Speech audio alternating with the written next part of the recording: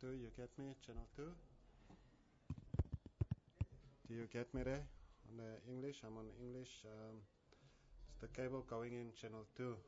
That's the audio cable going in channel 2 now. Channel 2, yes? Channel 2, you get me? You get me on channel? Yeah. Because there's both, there's the external and the internal one going in now at the moment. But the one channel 2, it's the one coming from the splitter box. But then when she comes, she'll just check if it's correct like that. But for now, you get me, right? Okay. And I'll do it. But there's she coming now at the moment, so she can just check it as well. There's she right there now. We go up a step here. Oh. Careful. Okay, good.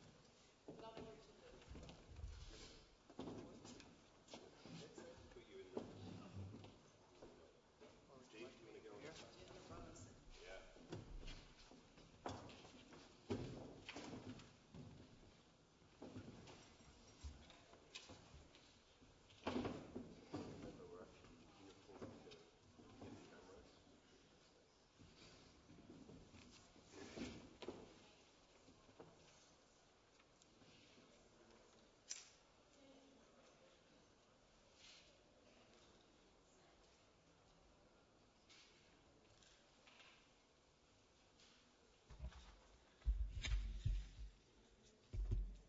Okay, good morning, ladies and gentlemen. My name is Robert Bissett from the World Bank.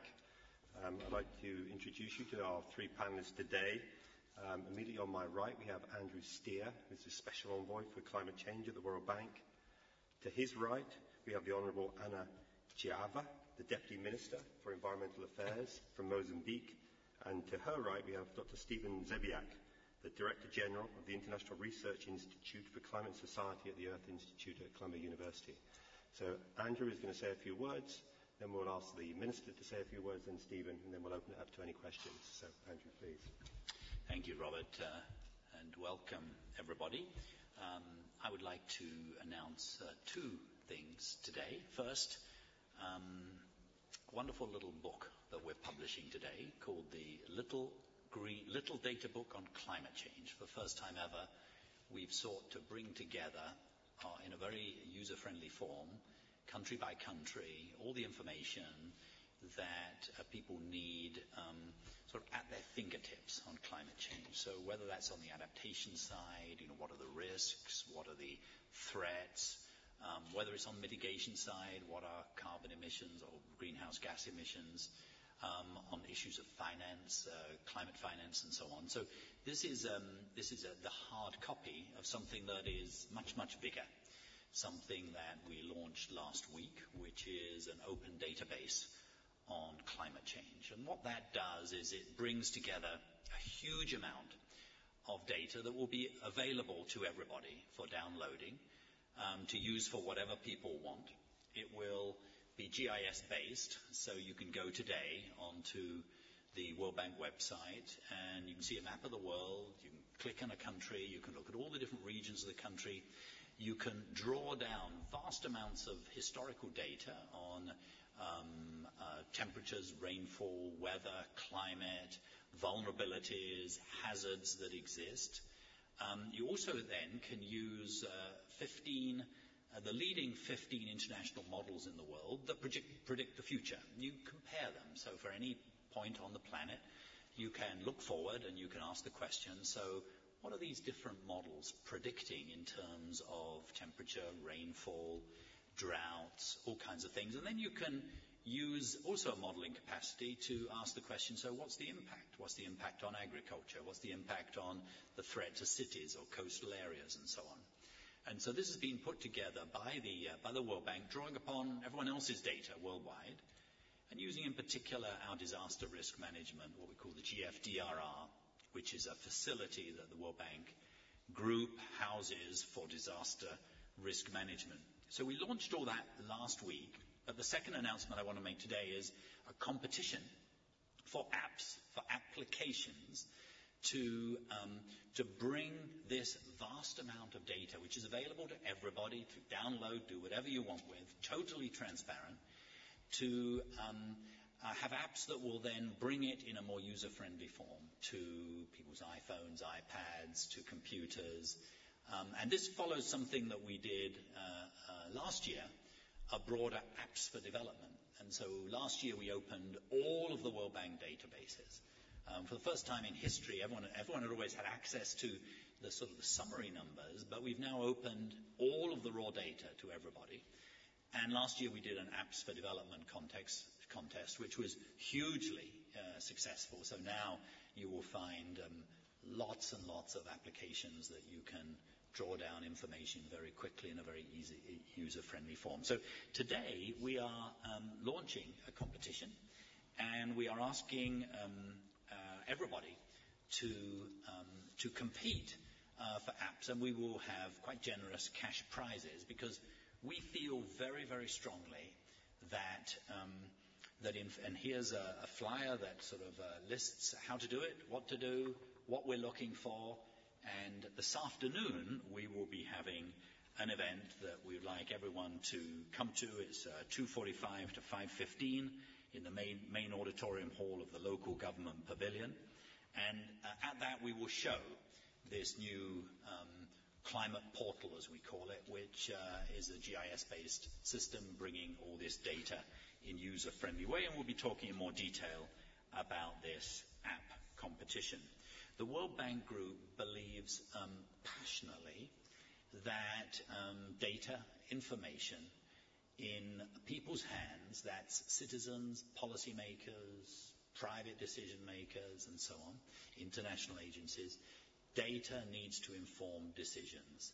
And what climate change is really all about is different behaviors. Different behaviors will be empowered by decisions, and we don't have enough. We'll be empowered by data, and we don't have enough user-friendly data in the right places right now. So that's what this whole approach is about. So first, data book, available to everybody who wants it. Second, a vast, easily to access computer library of data. And associated with that, an app competition which we're launching today. And with that, it's a great pleasure to hand over to the Vice Minister of Environment for Mozambique. Mozambique has been a leader in using data and currently now putting together one of the most innovative adaptation programs in the world, focusing on coastlines, which it's a privilege for us through the pilot program for climate resilience to be a part of. Minister.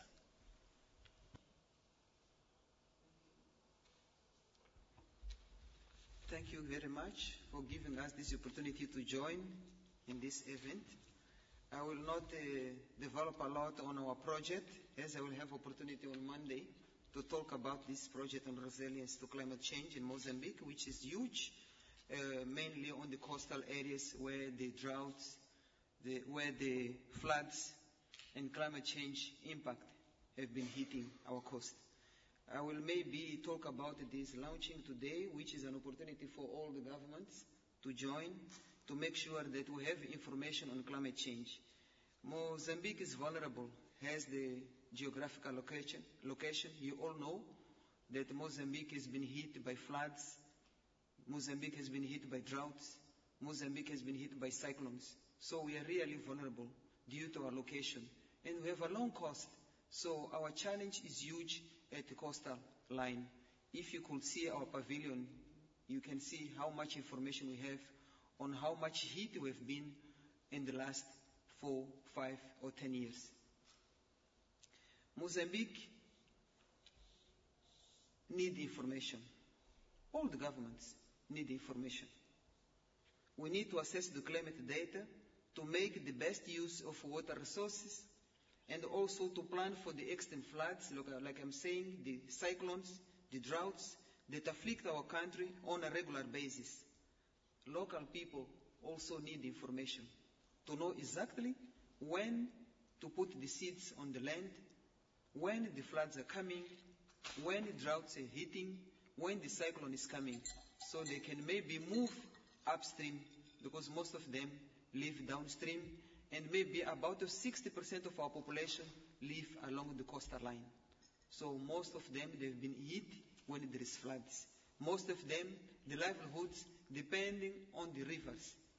So it's important that our communities, it's important that our politicians, it's important that our researchers, it's important that the country, the government have information on regular basis so they know what is happening.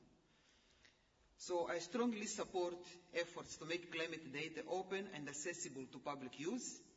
We need to support the development of a new culture of data sharing with our regional neighbors and the global development partners. We also welcome this competition as we need our children in schools to be involved. We need our children in schools to grow knowing that there is technology that can be used. We need our children in school to grow knowing that they can access information and they can know what is happening all over the world, not only in Mozambique, not only in their community, not only in their village, but all over. And thank you very much. I will hand over to my... Thank you very much, Vice Minister. So Steve Zebiak, the Director General of the International Research Institute for Climate Society at the Earth Institute. Steve, one of our partners in the Open Data for Climate Change Initiative. Thanks. Thank you very much. It's a pleasure to be here to mark this occasion and offer our strong support for what the bank is doing in this initiative.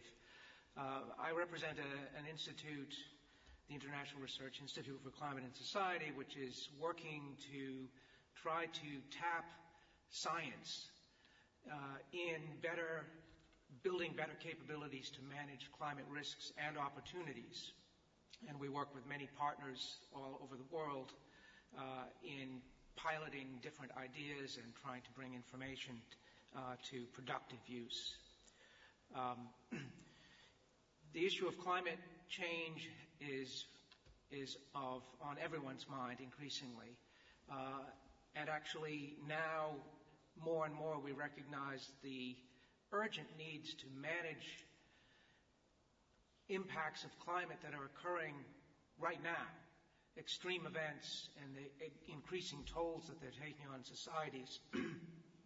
And as this appreciation is growing, a lot of the discussion is moving toward, well, what can be done?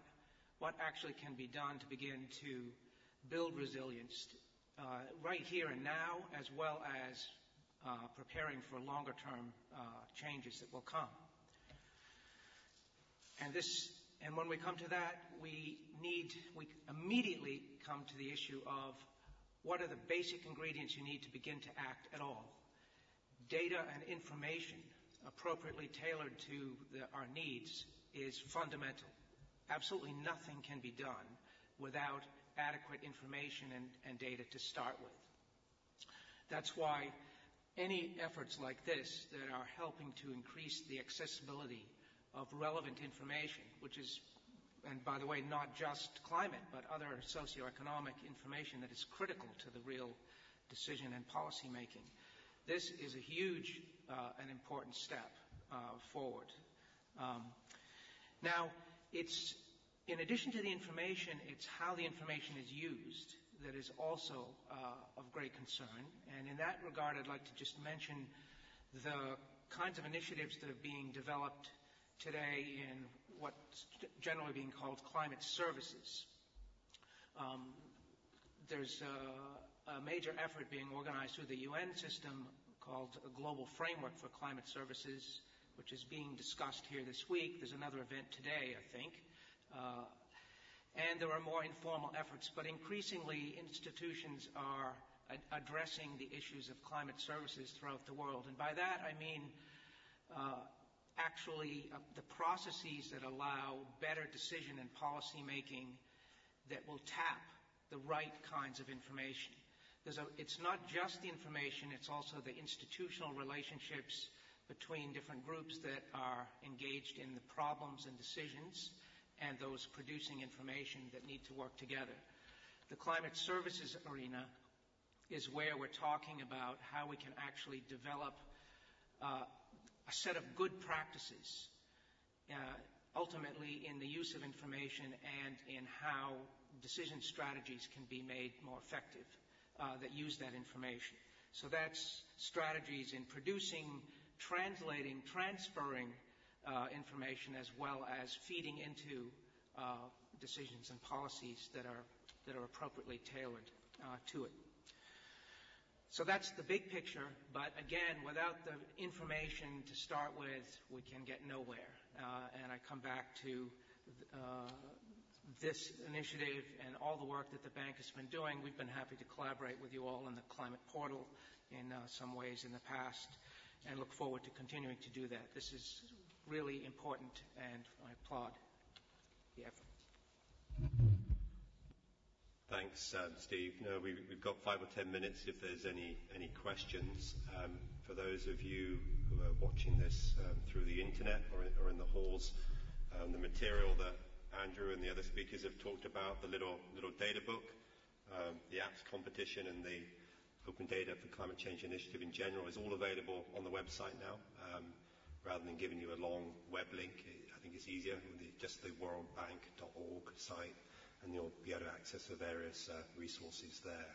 So, any questions from the colleagues in the room?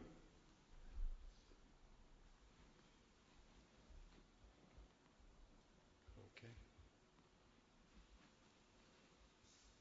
No? Okay. Well, obviously got all the information you needed. As I say, go to the website, download the book and the other materials, and thank you very much, and thank you to the panelists. Yeah, and this afternoon, just a reminder that we have the event at 2:45. It's on the screens for those and in the daily program. Thank you. Bye bye.